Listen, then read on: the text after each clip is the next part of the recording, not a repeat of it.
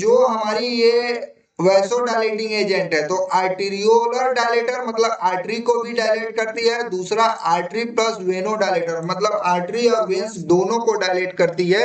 तो आप लोग ये एग्जांपल याद कर लीजिएगा, हाइड्रोलाजिन, मिनॉक्सिडिल एंड डाइऑक्साइड। उसके बाद arterial and veno dilator is the example of sodium nitroprusside. This drug is very important and use for the treatment of heart attack. Heart attack के केस में ये sodium nitroprusside सबसे ज्यादा use होती है।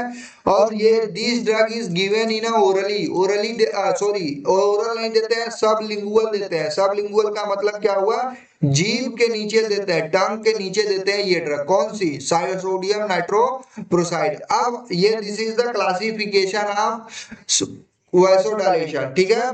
तो दो कैटेगरी की ड्रग है, one is the arteriolar dilator, another is arterial plus veno dilator, ठीक है। तो आर्टीरियोलर डायलेटर में तीन ड्रग है, hydralazine, minoxidil and dioxide. Arteriolar plus veno dilator में तुम्हारी आती है सोडियम नाइट्रोप्रोसाइड, सोडियम नाइट्रोप्रोसाइड। तो ये ड्रग आपको याद रखनी है, ठीक है।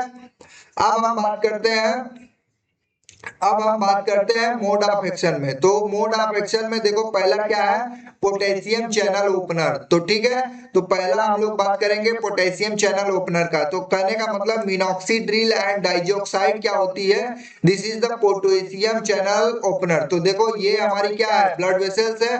अब ब्लड वेसल्स में क्या होती है, तीन लेयर होती है। हमने ऑलरेडी बताया हुआ था कौन कौन से लेयर होती है, तीन लेयर, ऐसे तीन लेयर होती है, ये तीन लेयर है। तो जो सबसे वाली बाहर वाली लेयर होती है उसको बोलते हैं मीडिया एक्सटर्ना, और जो बीच वाली लेयर होती है उसको बोलते हैं ट्यूनिका मीडिया, ठीक है। ये ट्यूनिका एक्सटर्ना है, ये ट्यूनिका मीडिया है। और जो अंदर वाली लेयर होती है उसको बोलते हैं ट्यूनिका इंटरना। तो जो ट्यूनिका मीडिया और ट्यूनिका एक्सटर्ना के बीच में क्या होता है, एक स्पेसिफिक तरीके का सेल होता है, मसल्स होती है, जिसको बोलते हैं हम स्मूथ मसल सेल, ठीक है, स्मूथ मसल।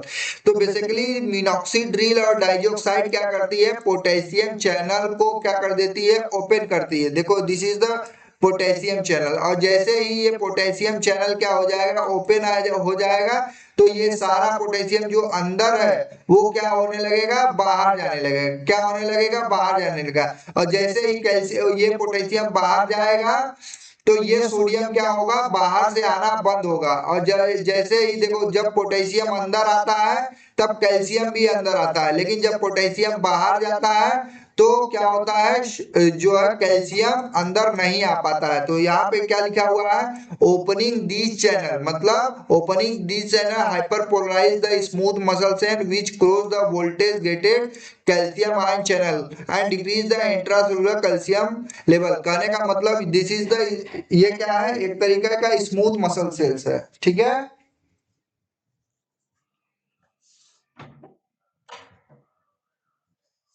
समझ में आया।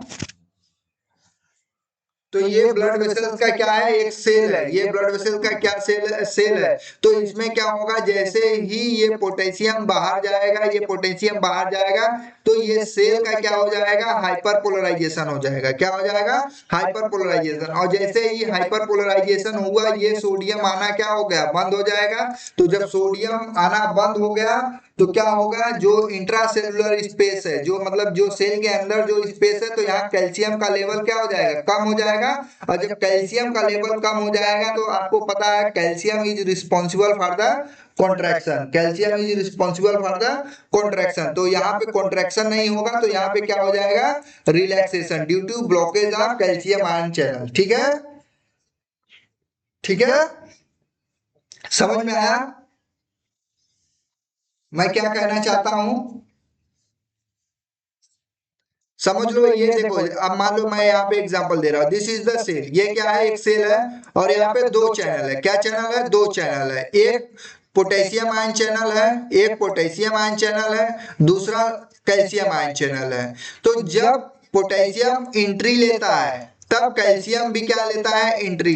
लेकिन जब ये पोटेशियम जो है बाहर जाती है, तो कैल्शियम का आना क्या हो जाता है, बंद हो जाता है। क्यों बंद हो जाता है, जैसे ही पोटेशियम बाहर जाएगी, वैसे ही ये सेल क्या हो जाएगी, हाइपर पोलराइज हो जाएगी। और जैसे ही हाइपर पोलराइज होगी, ये सेल का जो चैनल है, कैल्शियम आयन चैनल क्या है, बंद हो जाएगा। और जैसे ही ये बंद हो जाएगा, तो सेल के अंदर क्या होगा, कैल्शियम का लेवल कम हो जाएगा। और जब कैल्शियम का लेवल कम हो जाएगा जो एक्टिन है वो मायोसिन के साथ कपलिंग नहीं कर पाएगा, और जब मायोसिन के साथ मायोसिन और एक्टिन का कपलिंग नहीं होगा तो ये मसल का कॉन्ट्रैक्शन नहीं होगा, और जब मसल का कॉन्ट्रैक्शन नहीं होगा तो मतलब क्या होगा, इट लीड द रिलैक्सेशन, मतलब अब ये क्या करेगा, आर्टरी को, आपके आर्टरी को क्या कर देगा, डायलेट कर देगा।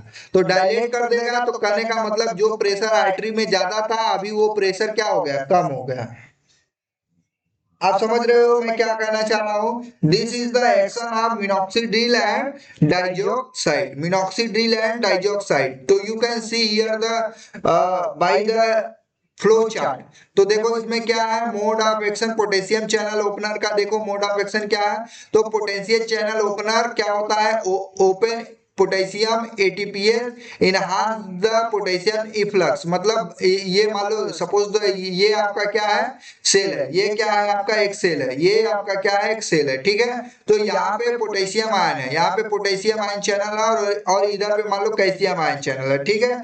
तो जब पोटेशियम आयन जो होगा बाहर जाएगा, तो जब पोटेशियम बाहर जाएगा, बहुत सारा बाहर जाएगा, बाहर जाएगा, बाहर जाएगा, बाहर जाएगा, तो ये जो सेल का कंडीशन ये हो जाएगा, this is the membrane hyperpolarization. कहने का मतलब ये जो मेम्ब्रेन है, ये जो मेम्ब्रेन है, जो सेल की प्लाज्मा मेम्ब्रेन है, it's convert into the hyperpolarization. और जैसे ही हाइपरपोलराइजेशन होगा तो कैल्शियम की एंट्री क्या हो जाएगी, बंद हो जाएगी। और जैसे ही कैल्शियम का एंट्री बंद हो गया, यहाँ पे क्या हो गया, कैल्शियम की एंट्री बंद हो गई, यहाँ पे कैल्शियम का आना बना हो गया, कैल्शियम की एंट्री बंद हो गई, तो reduce the intracellular calcium level, मतलब यहाँ पे कैल्शियम का लेवल क्या हो गया, कम हो गया। और जब कैल्शियम का लेवल कम हो गया तो जो एक्टिन और मायोसिन है, जो एक्टिन और मायोसिन है, इनका कपलिंग नहीं होगा, और जब कपलिंग नहीं होगा तो कॉन्ट्रैक्शन नहीं होगा। तो बेसिकली कॉन्ट्रैक्शन के लिए हम तो दिए ही नहीं थे, हम लोग क्या किए थे, स्मूथ मसल के रिलैक्सेशन के लिए कर रहे थे। मतलब जो जो यहाँ पे देखो, जो यहाँ पे जो आर्टरी यहाँ पे इसकी जो डायमीटर इतनी थी, जब हम पोटेशियम चैनल ओपनर दे दिए तो इस कंडीशन में इस आर्टरी का डायमीटर कितनी हो गई, इतना हो गया। तो यहाँ प्रेशर ज्यादा होगा या यहाँ प्रेशर ज्यादा होगा, तो फर्स्ट वाले में प्रेशर ज्यादा होगा एज कंपेयर टू सेकेंड वाले, क्योंकि ये डायलेट हो गया, इसका रास्ता बड़ा हो गया, तो यहाँ से ब्लड का प्रेशर क्या हो जाएगा, कम हो जाएगा। तो हाइपरटेंशन के केस में हमको क्या करना है, ब्लड का प्रेशर ही तो कम करना है भैया, हमको ब्लड का प्रेशर ही तो कम करना है, ठीक है। तो मिनॉक्सिडिल एंड डाइजॉक्साइड का अगर कोई पूछेगा कि what is the mode of action, कैसे काम करता है, तो सीधा सीधा बता देना है, it's open the potassium ion channel, और जिसके वजह से मेम्ब्रेन का क्या हो जाता है, हाइपरपोलराइजेशन हो जाता है, जिसके वजह से कैल्शियम चैनल ब्लॉक हो जाती है, जिसके वजह से इंट्रासेलुलर सेल्स के अंदर में, सेल्स के इंट्रासेलुलर लेवल में कैल्शियम का लेवल डिक्रीज हो जाता है, जिसके वजह से मायोसिन और एक्टिन का कपलिंग नहीं हो पाता है। और जब मायोसिन और एक्टिन का कपलिंग नहीं होगा तो कॉन्ट्रैक्शन नहीं होगा, तो उस जगह पे कॉन्ट्रैक्शन के जगह पे क्या हो जाएगा, रिलैक्सेशन। क्या हो जाएगा, रिलैक्सेशन। अगर समझ में आया हो तो यस बोल दो, अगर मोड ऑफ एक्शन समझ में आया हो तो यस बोल दो यार।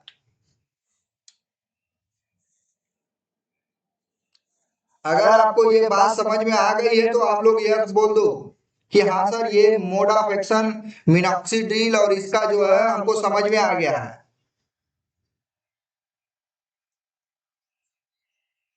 MD Niyaz Khan, DRS Bharti, okay okay okay.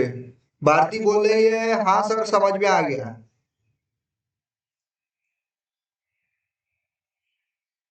Bharti बोल रही है please tell me once again. देखो भारती कुछ नहीं है, अगर आपने ये ड्रग दिया है, कौन सी ड्रग दी है, हाइड्राला मिनॉक्सिड्रिल दिया है और डाइजॉक्साइड दिया है, तो ये क्या करेगा, तुम्हारे पोटेशियम चैनल को ओपन कर देगा। आप ये देखो, अब मान लो ये कोई, मान लो यहाँ पे मैं बना रहा हूँ, दिस इज द कोई सेल है, ये क्या है, एक सेल है, ठीक है। ये क्या सेल है, ये क्या है, सेल है, कौन सी सेल है, स्मूथ मसल की। और स्मूथ मसल किसकी, ब्लड वेसल्स की, ब्लड वेसल का, स्मूथ मसल का ये सेल है। तो यहाँ पे दो चैनल है, एक चैनल मान लो पोटेशियम का है, दूसरा चैनल जो है कैल्शियम का है। एक बात ध्यान से सुनो, तो जब हम पोटेशियम चैनल ओपनर देते हैं तो ये क्या करती है, जैसे मान लो ओरल तुमने दिया, ड्रग लिया, ड्रग लेने के बाद स्टमक में गया, स्टमक के बाद इंटेस्टाइन में गया, इंटेस्टाइन के बाद क्या हुआ, एब्जॉर्प्शन हुआ, एब्जॉर्प्शन के बाद हिपैटिक सर्कुलेशन में गया, फिर वहां लीवर में गया, लीवर के बाद मेटाबॉलिज्म हुआ, मेटाबॉलिज्म के बाद क्या हुआ, डिस्ट्रीब्यूशन हुआ, डिस्ट्रीब्यूशन के बाद क्या हुआ, सिस्टमिक सर्कुलेशन में आया, और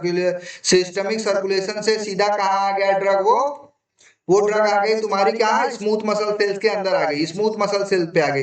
तो ये क्या करेगा, ये पोटेशियम जो इंट्रासेलुलर के अंदर, सेल के अंदर जो पोटेशियम है उसको बाहर करने फेंकना चालू करेगा। जैसे ही ये पोटेशियम बाहर फेंकेगा, मतलब सेल से बाहर जाएगा, तो सेल के अंदर का स्पेस को हम लोग बोलते हैं इंट्रासेलुलर स्पेस, और सेल के बाहर वाले सेल को बोलते हैं एक्स्ट्रा सेलुलर स्पेस। तो जो सेल के अंदर पोटेशियम का लेवल बढ़ा हुआ था उसको क्या किया, अब इसने फेंकना चालू कर दिया, because of potassium channel opener, because of potassium channel opener. और जैसे ही ये पोटेशियम पूरा सेल के बाहर जाने लगेगा तो ये जो सेल का मेम्ब्रेन है ये क्या हो जाएगा, हाइपर पोलराइज हो जाएगा। ठीक है, क्या हो जाएगा, हाइपर पोलराइज हो जाएगा। और जैसे ही हाइपर पोलराइज होगा, ये जो दूसरा वाला जो कैल्शियम चैनल है, ये जो दूसरा चैनल है कैल्शियम का, वो क्या हो जाएगी, ब्लॉक हो जाएगी। और जैसे ही ब्लॉक होगा तो कैल्शियम का आना क्या हो जाएगा, बंद हो जाएगा। और जब कैल्शियम की एंट्री बंद हो जाएगी तो सेल के अंदर क्या होगा, कैल्शियम का लेवल घट जाएगा। अब तुमको पता है सेल के अंदर स्मूथ मसल सेल हो, चाहे स्केलेटल मसल सेल हो, चाहे कार्डियक मसल सेल हो, सेल के अंदर दो तरीके की प्रोटीन होती है। This is the contractile protein, कौन सी, एक्टिन और मायोसिन। तो जब तक कैल्शियम की एंट्री नहीं होगी, ये कैल्शियम और मायोसिन की कपलिंग नहीं होगी, और जब कपलिंग नहीं होगी तो कॉन्ट्रैक्शन नहीं होगा। तो बेसिकली हमको क्या करना है, रिलैक्सेशन। ठीक है, तो रिलैक्सेशन। ठीक है, तो यहाँ पे क्या हो जाएगा, रिलैक्स हो जाएगी। तो पहले ब्लड वेसल्स इतनी मोटी थी, लेकिन जैसे ही हमने पोटेशियम ओपनर चैनल दिया और इसकी साइज अब इतनी मोटी हो गई, तो यहाँ पे ब्लड प्रेशर कम हो गया। तो बेसिकली हमको क्या करना है, ब्लड प्रेशर कम ही करना है। अगर समझ में आ गया हो तो कमेंट में लिख दो, यस सर समझ में आ गया।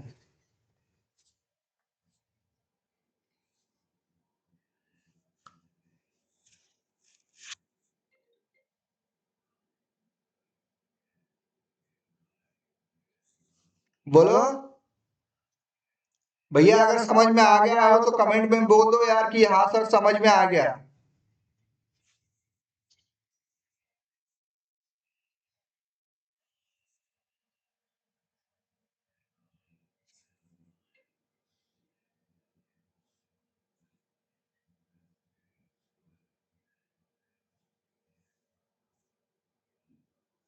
भारती बोले यस सर आई अंडरस्टूड। और सारे बच्चों को समझ में आ गया, मैं आगे बढ़ूं।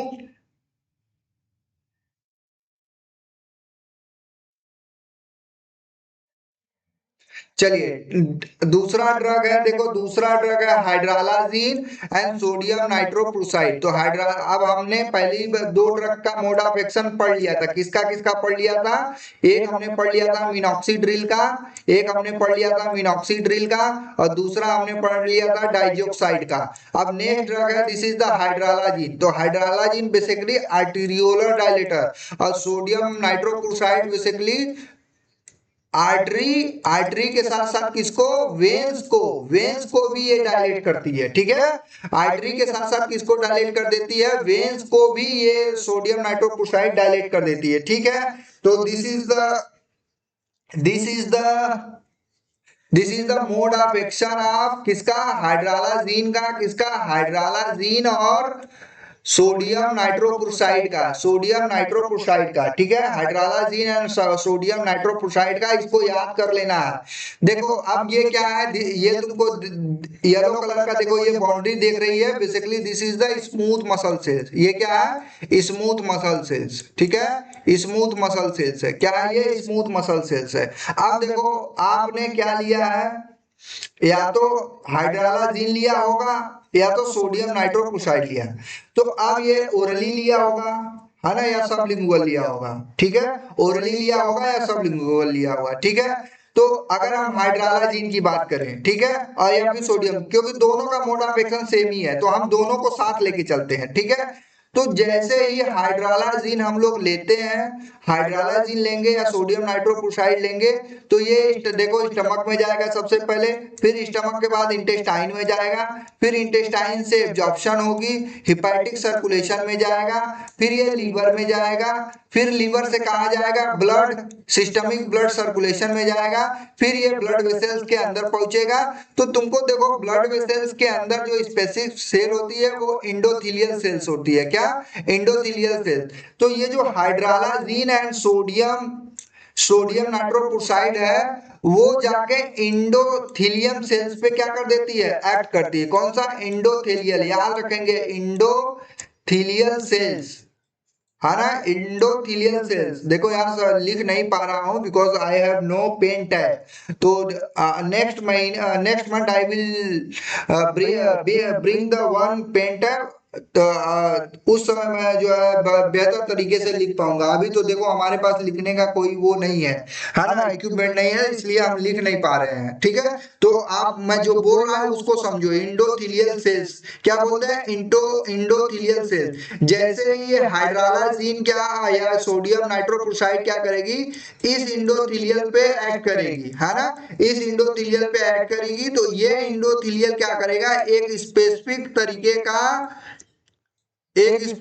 तरीके का बायोमार्कर रिलीज करती है, जिसको हम बोलते हैं नाइट्रस ऑक्साइड। क्या है? Nitrous oxide. और ये nitrous oxide is the potent vasodilator. ठीक है, पोटेंट वैसोडाइलेटर।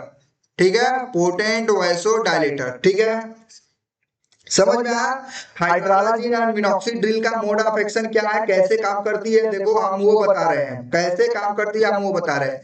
तो पहले देखो हमने या तो हाइड्रालाजीन लोगे या सोडियम नाइट्रोक्लोराइड, वो जाके ब्लड स्ट्रीम में जाएगी, फिर ब्लड वेसल्स में जाएगी, फिर ब्लड वेसल्स के स्मूथ मसल में जाएगी। तो स्मूथ मसल के अंदर एक तरीके का स्पेसिफिक सेल्स होता है जिसको हम लोग बोलते हैं इंडोथीलियल सेल्स। और इस इंडोथीलियल पे काम जैसे ही ये एक्ट करेंगे, ये इंडोथीलियल क्या करेगी? एक बायोमार्कर रिलीज करेगी। और ये बायोमार्कर का नाम क्या है? Nitrous oxide. क्या बोलते हैं इसको? Nitrous oxide. अब देखो नाइट्रस ऑक्साइड क्या बना देती है? जैसे ही नाइट्रस ऑक्साइड रिलीज होती है, ये क्या करेगी? ये साइक्लिक जीएमपी बना देगी। ये साइक्लिक जीएमपी बनाएगी। ठीक है, साइक्लिक जीएमपी क्या है? एक तरीके का पाथवे है, एक तरीके का पाथवे है। और ये साइक्लिक जीएमपी किसके मदद से बनेगी? Guanyl cyclase, GC. This is the enzyme and this is the pathway. ठीक है, तो नाइट्रस ऑक्साइड क्या करेगी? ये साइक्लिक जीएमपी को एक्टिवेट कर देगी। क्या कर देगी? साइक्लिक जीएमपी को एक्टिवेट करेगी। ठीक है, तो साइक्लिक जीएमपी का फुल फॉर्म देखो क्या है? Cyclic guanyl monophosphate. और ये किसके मदद से कर रहा है? गुआनाइल साइक्लेज के हेल्प से। यहां मैंने लिखा है जीसी, या फिर लिख देता हूं जीसी। ठीक है, तो ये नाइट्रस ऑक्साइड किसका मदद लेता है? जीसी का मदद लेता है, जिसको हम बोलते हैं गुआनाइल साइक्लेज। और ये गुआनाइल साइक्लेज क्या करती है? साइक्लिक जीएमपी में कन्वर्ट कर देती है। साइक्लिक जीएमपी मतलब साइक्लिक जीएमपी को एक्टिवेट कर देती है। अब देखो ये साइक्लिक जीएमपी क्या कर रही है? पहला तो कैल्शियम चैनल को क्या कर दे रही है? ब्लॉक कर दे रही है। देख रहे हो यहाँ पे माइनस का डायरेक्शन लगा हुआ है, तो मतलब ये साइक्लिक जीएमपी क्या कर रही है? इस कैल्शियम चैनल को ब्लॉक कर रही है। तो मतलब जब ये ब्लॉक कर दिया, ये ब्लॉक कर दिया, तो अब ये कैल्शियम नहीं आएगा। ठीक है, ये कैल्शियम नहीं आएगा। और दूसरा ये क्या कर रही है? एमएलसी को ब्लॉक कर रही है। एमएलसी के का मतलब क्या है? Myosin light chain kinase. This is the enzyme, this is the enzyme, this is the enzyme. आप बात समझ रहे हो? देखो बेसिक्स मैं बता रहा हूँ, एकदम स्टेप बाय स्टेप बता रहा हूँ। अगर आपको समझ में आ गया तो माइक अलावा कोई भी आपको मोड ऑफ एक्शन में हिला नहीं सकता। कि अगर कोई पूछता है what is the mode of action of हाइड्रालाजीन या फिर सोडियम नाइट्रोक्लोराइड, है ना, तो आप तुरंत बता दोगे कि कैसे काम करती है। ठीक है, तो अब क्या देखो, देखो एमएलसी को इनहिबिट कर दिया और दूसरा कैल्शियम आयन चैनल को इनहिबिट कर दिया।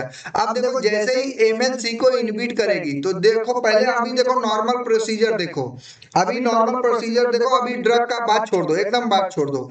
अगर इस सेल्स को कॉन्ट्रैक्ट करना है, इस सेल को कॉन्ट्रैक्ट करना है, तो क्या आएगा? सबसे पहले कैल्शियम आएगा। और ये कैल्शियम किसको हिट करेगा? सरका को हिट करेगा। किसको हिट करेगा? सरका। सरका मतलब होता है सार्कोप्लाज्मिक रेटिकुलम। अभी क्या है, अभी नॉर्मल केस में हम बता रहा हूँ, नॉर्मल केस में सरका को इनहिबिट टच कर दिया, टच किया और सरका क्या किया, बहुत सारे कैल्शियम को क्या कर दिया, रिलीज कर दिया। और जैसे ही कैल्शियम को रिलीज किया तो क्या हुआ, यहाँ पे MlCK है और MlCK क्या करेगा, फॉस्फेट लेके ये फास्फोरिलाइजेशन होता है, इसका क्या हो जाता है, MlCK का फास्फोरिलाइजेशन होगा तो ये जो होती है MlCK बना देती है। MlCK मतलब myosin light chain, myosin light chain kinase phosphate बना लेती है। अब ये क्या करेगी, MlCK जो होती है और कैल्शियम जो होता है वो मायोसिन को मायोसिन फास्फेट में कन्वर्ट कर देती है। ठीक है, जैसे ही मायोसिन फास्फेट जो होती है एक्टिन के साथ कपलिंग करती है, अट्रैक्शन करती है, इंटरेक्शन करती है, तुरंत ये मसल क्या होती है, कॉन्ट्रैक्ट हो जाती है।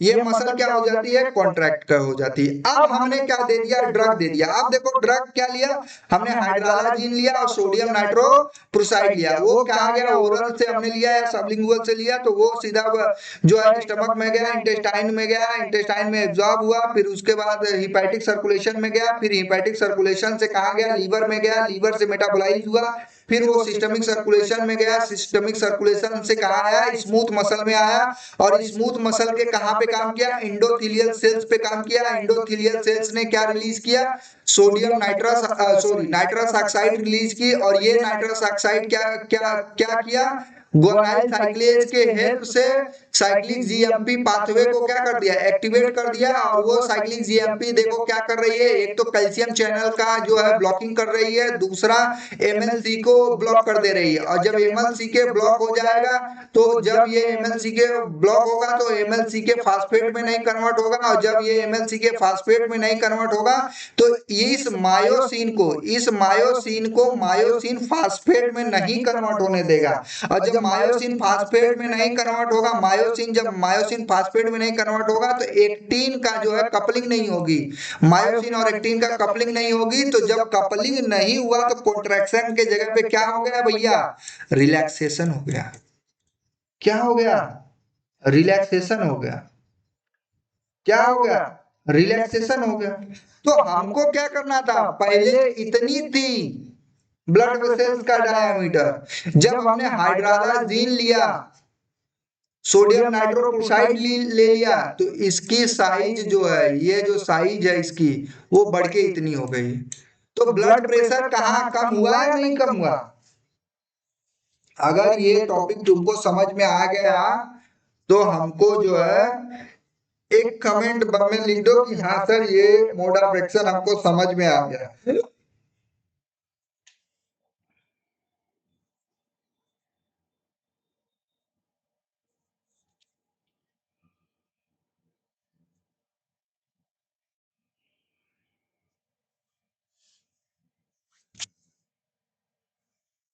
बताओ,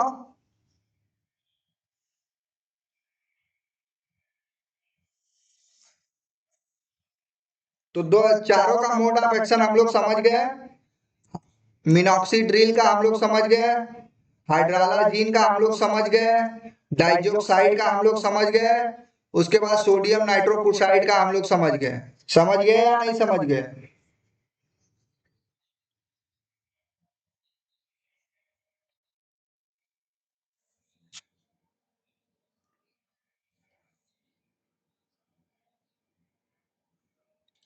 ठीक है, तो देखो हाइड्रालाजीन का हम लोग मैकेनिज्म ऑफ एक्शन क्या है समझ लिए, हम लोग मैकेनिज्म ऑफ एक्शन क्या हो गया है समझ लिए हैं। मिनॉक्सिड्रिल का भी मैकेनिज्म ऑफ एक्शन समझ लिए हैं। उसके बाद डाइजोक्साइड का भी मैकेनिज्म ऑफ एक्शन समझ लिए हैं, है ना। और तीसरा सोडियम नाइट्रोक्लोराइड का भी मैकेनिज्म हम लोग क्या कर लिए हैं, समझ लिए हैं। ठीक है, समझ गए।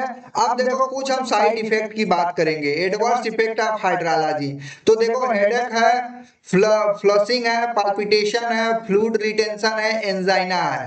तो कहने का मतलब हाइड्रालाजीन को हम एंजाइना के कंडीशन में नहीं देंगे। कोई एंजाइनल पेक्टोरिस का पेशेंट है, उस कंडीशन में हम लोग हाइड्रालाजीन नहीं देंगे। ठीक है, तो और हाइड्रालाजीन का एक बहुत बड़ा साइड इफेक्ट है जिसको हम बोलते हैं ड्रग इंड्यूस लूपस एरिथ्रोमेटोसोस। ठीक है, ल्यूपस एरिथेमेटोसस, ठीक है, ल्यूपस एरिथेमेटोसस, ये बहुत बड़ा साइड इफेक्ट है। इस साइड इफेक्ट में क्या होता है कि जो पेशेंट होगा उसके चारों मतलब पेट में या फिर पूरे बॉडी में रेड रेड कलर के चपट्टे पड़ जाएंगे। मैं आपको दिखाना चाहूंगा इस कलर का, देखो ये तुम्हारा है, देख रहे हो, दिस इज द ल्यूपस एरिथ्रोमेटोसस। तो हाइड्रालाजीन का अगर आप यूज करोगे तो इस तरीके का प्रॉब्लम आपको क्रिएट होगी, इस तरीके का प्रॉब्लम क्रिएट होगी। यू कैन सी द, अगर किसी पेशेंट को आप हाइड्रालाजीन का ट्रीटमेंट दे रहे हो तो you can patient will suffer from the this type of problem, देख रहे हो।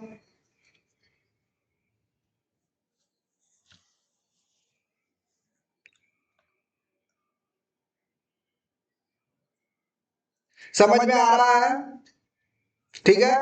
मिनॉक्सिडिल के साथ क्या है, फ्लूइड रिटेंशन है, रिफ्लेक्स ट्रैकिकार्डिया है, पेरिकार्डियल इन्फ्यूजन रेट है, एडिमा है, ठीक है। डाइजोक्साइड के साथ हाइपर हाइपर यूरिसेमिया है, हाइपरग्लाइसीमिया है। का मतलब ये डाइजोक्साइड जो है हम लोग क्या डायबिटीज पेशेंट को नहीं दे सकते हैं, और हाइपर यूरिसीमिया मतलब गाउट वाले पेशेंट को भी हम डाइजोक्साइड नहीं दे सकते हैं।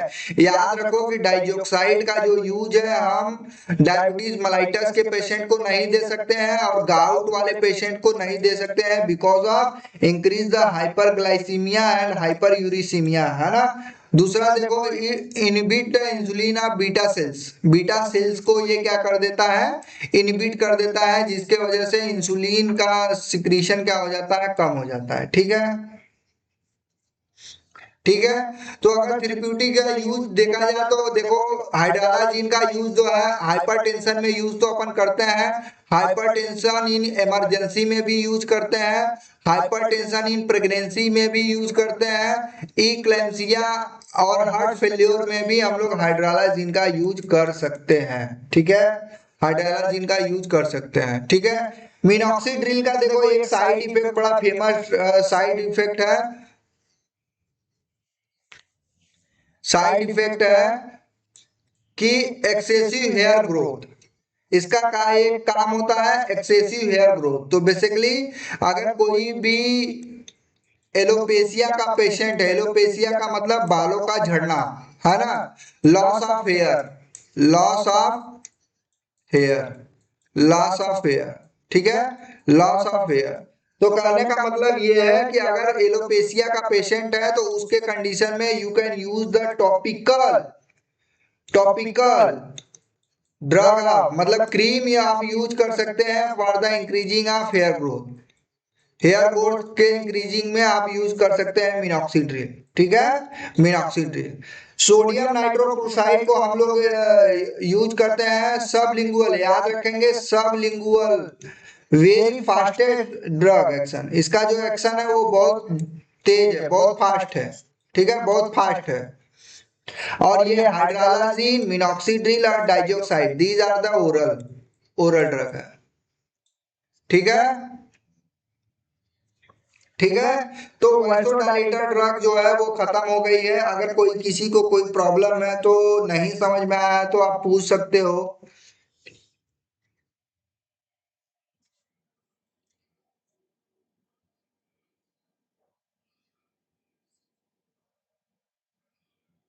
किसी को अगर कुछ पूछना है तो पूछ सकता है, अगर नहीं समझ में आया तो।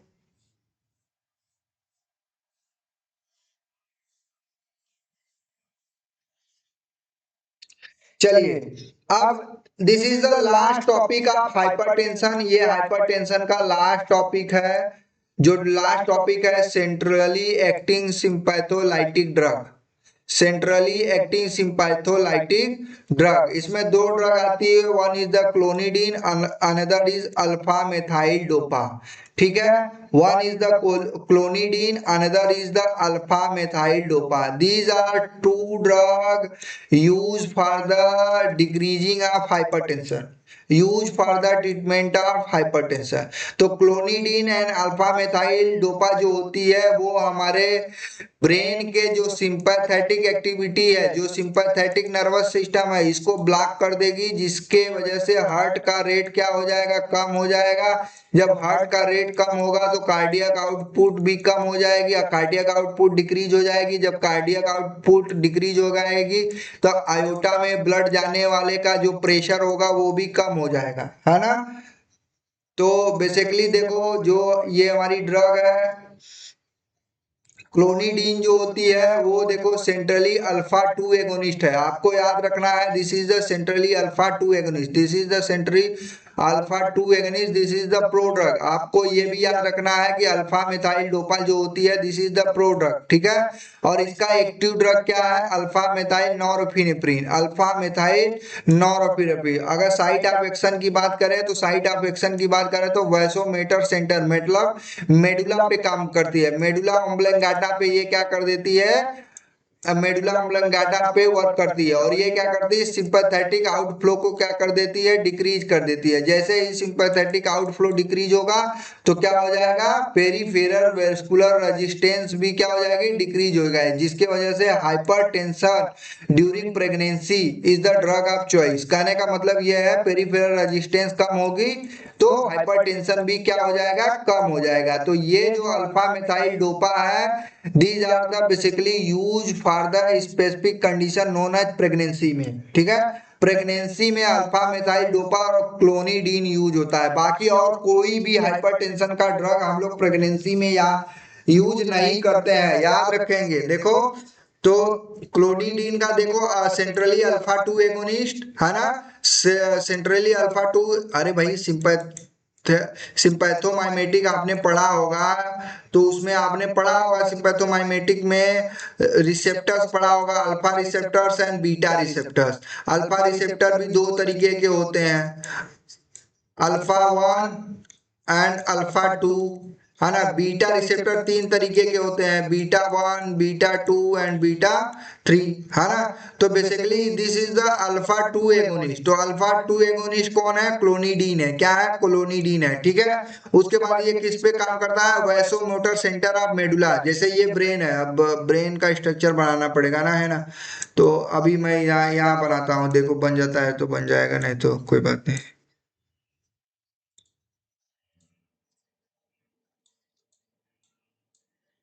देखो मैं समझाने के लिए बना दे रहा हूं,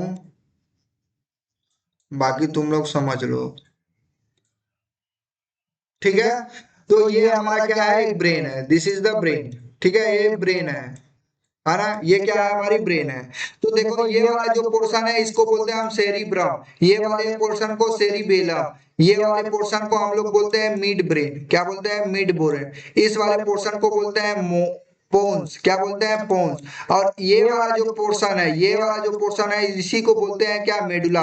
और इसी मेडुला पे क्या होती है, अल्फा 2 रिसेप्टर, अल्फा 2 रिसेप्टर। और अल्फा 2 रिसेप्टर क्या करती है, ये सिंपैथेटिक आउटफ्लो को डिक्रीज कर देती है। तो क्लोनिडीन क्या करती है, इसी पे बाइंड कर देती है और इसी का इफेक्ट क्या कर देती है, बढ़ा देती है। जैसे ही बढ़ाएगा सिंपैथेटिक आउटफ्लो क्या हो जाएगी, डिक्रीज हो जाएगी। और जैसे ही डिक्रीज होगा तो देखो हार्ट रेट डिक्रीज होगा, हार्ट रेट डिक्रीज होगा तो कार्डियक आउटपुट भी क्या होगी, डिक्रीज होगी। फिर उसके बाद पेरिफेरल वास्कुलर रेजिस्टेंस भी क्या होगा, कम हो जाएगा। और जब ये सारी चीजें कम हो जाएगी तो डायरेक्टली क्या होगा, हाइपरटेंशन जो ब्लड का प्रेशर है वो भी क्या हो जाएगी, कम हो जाएगी, ठीक है, ठीक है। you can see here mechanism of action of clonidine, mechanism of action of clonidine you can see here। तो this is the brain, this is the cerebellum, ठीक है। और ये है अल्फा 2 एड्रिनर्जिक रिसेप्टर। अब क्या हुआ, ये क्लोनिडीन आया और इस पे काम किया।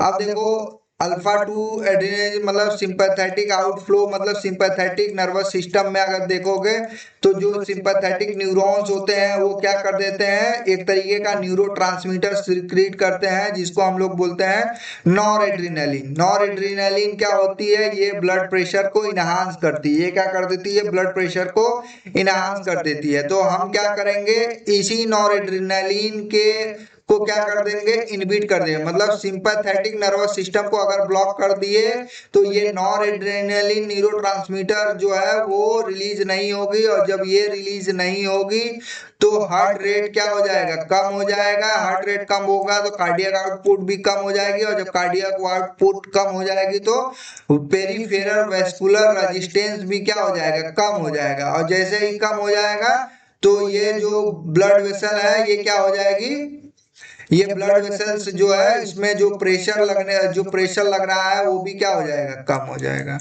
और जब ब्लड प्रेशर कम हो जाएगा तो लोअर ब्लड प्रेशर है ना, डिक्रीज ब्लड प्रेशर, ठीक है, डिक्रीज ब्लड प्रेशर। अगर साइड इफेक्ट की बात करें तो ब्रेडिकार्डिया, उसके बाद dryness of mouth, vertigo, emergency dryness of mouth. हाँ, तो ये इमरजेंसी में यूज नहीं करते हैं। Basically these are the drug use for the pregnancy hypertension.